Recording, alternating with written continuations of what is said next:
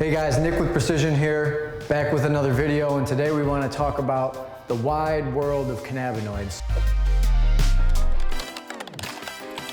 So what are these molecules? What do they do to your body? How are they produced? How do we isolate them? And how do we ultimately use them for a better standard of human health and life overall?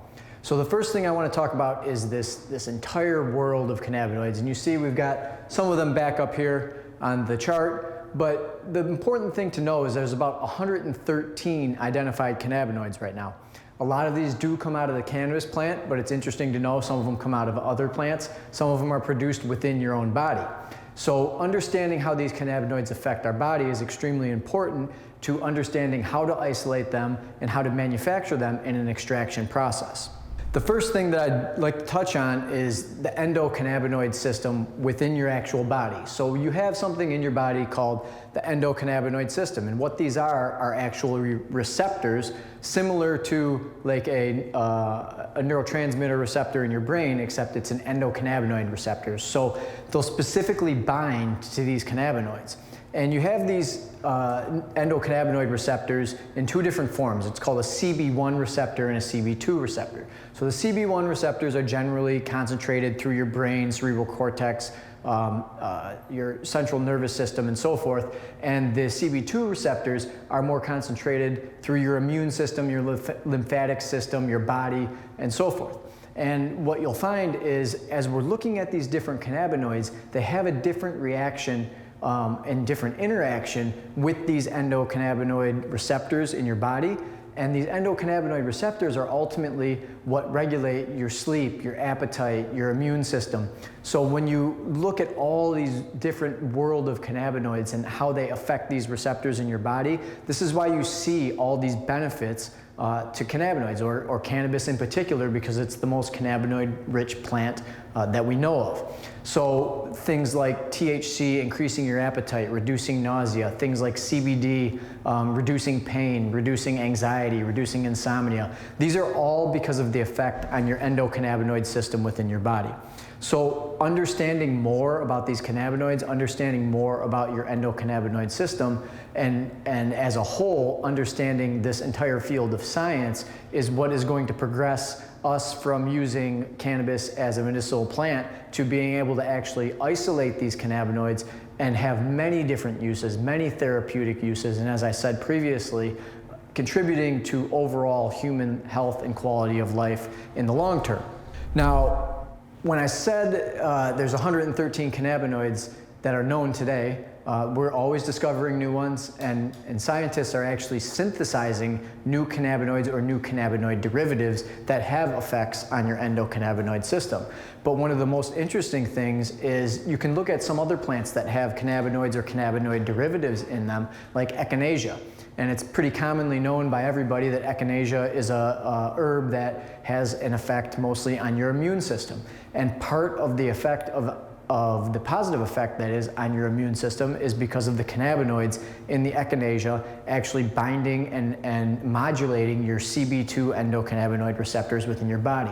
So I'm a firm believer that the universe has kind of given us everything that we need in order to survive, in order to thrive.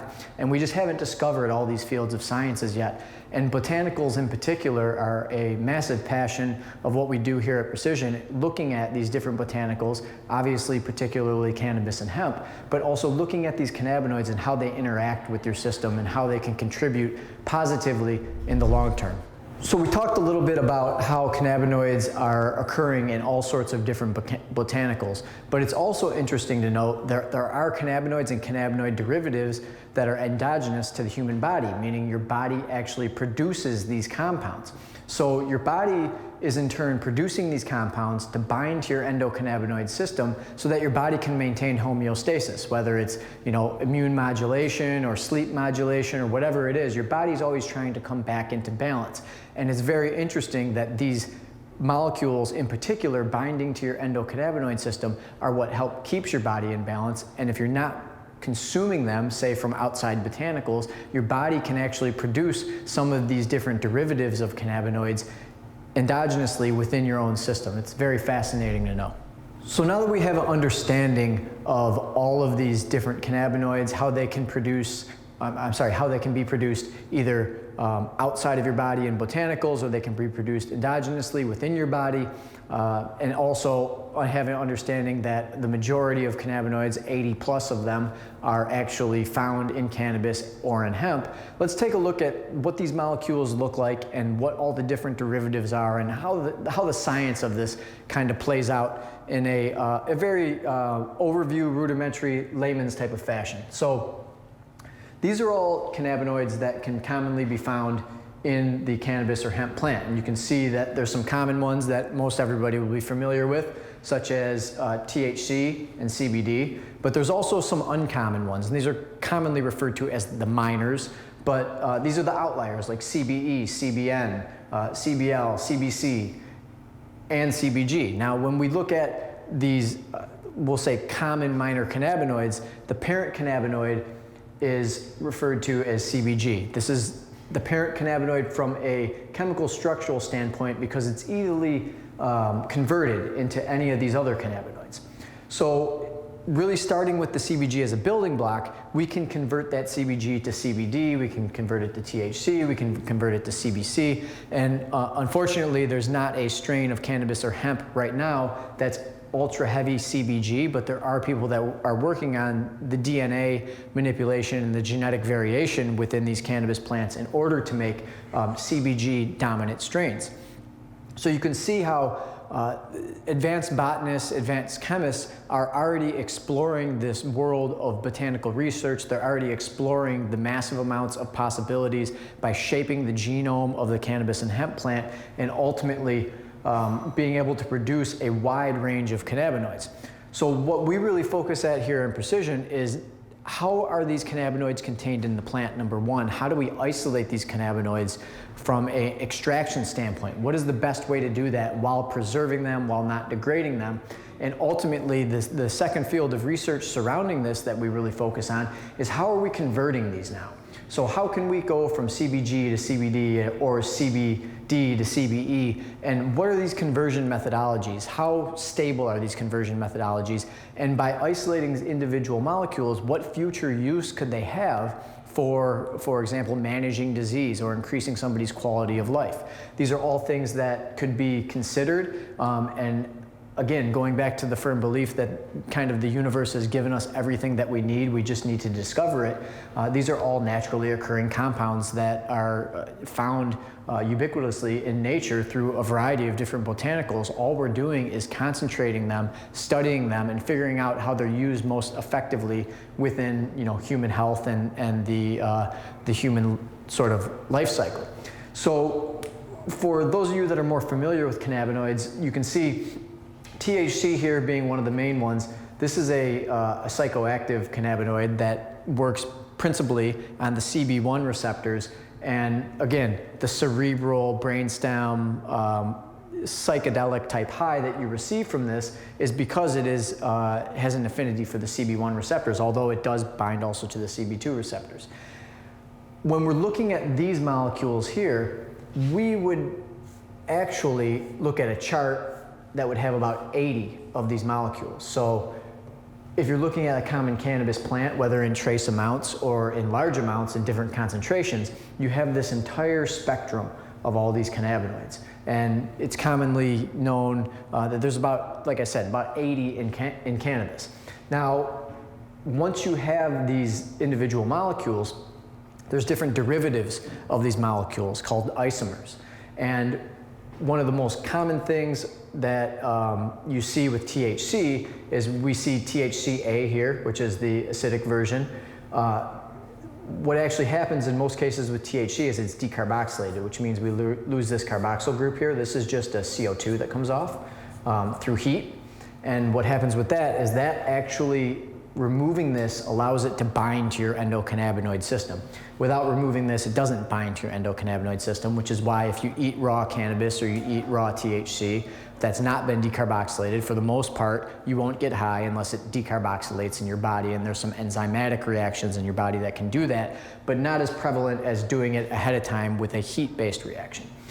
In addition to this, there's all sorts of different isomers, and those of you that are commonly familiar with THC understand that there's different isomers, and some of the commonly known ones are delta 8. There's also delta 9, but there's several other ones. There's delta 10, there's delta 7.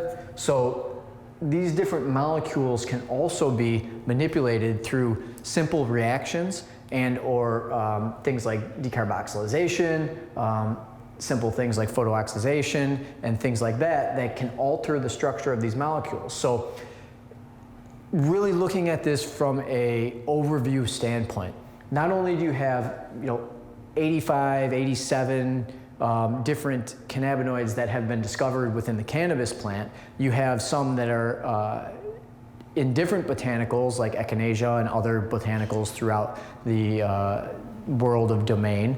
And you have all these working together synergistically. And then you have all these different isomers of these molecules, and you have this system within your body that's ready to accept and bind these molecules to regulate the homeostasis and bring your body back into balance. So it's really a fascinating field of research. And what you'll find, and what you'll see, I think, over the next 5 to 10 years, is you'll start to see these molecules start to become more and more prevalent. We've already seen, a market that was 5 years ago only knew what THC was. Then we saw CBD come in. Now we're starting to see a lot of CBN for insomnia. We're starting to see a lot of CBG being sold and genetics being isolated for this. So we're just kind of at the tip of the iceberg. One of the things that I would say for extraction companies is this is a field of science that you should understand at least rudimentary level, or have somebody, a partner such as Precision, that understands this in a very much more intimate level, because the business will change over the next 5 to 10 years, and you'll ultimately see these molecules being combined and being used for different uses, and you'll see this spread very vastly throughout the entire cannabis and extraction space, throughout the consumables of cannabinoids, and it'll ultimately make new markets. Every time one of these pops up, a new market is going to pop up for it, a new use is going to pop up for it.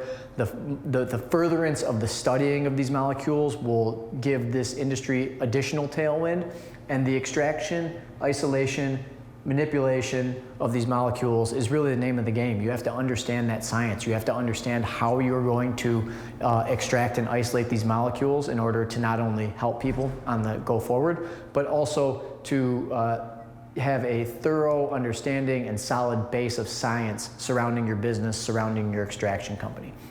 This is something that we're continually working on. We've got a lot of good IP and methodology surrounding the conversion of a lot of these molecules, and it's something that we look forward to providing to our client base and helping assist them navigate the future waters of the cannabis and hemp industry. So thank you for watching the video today. I look forward to bringing you a new one every week, and see you guys soon.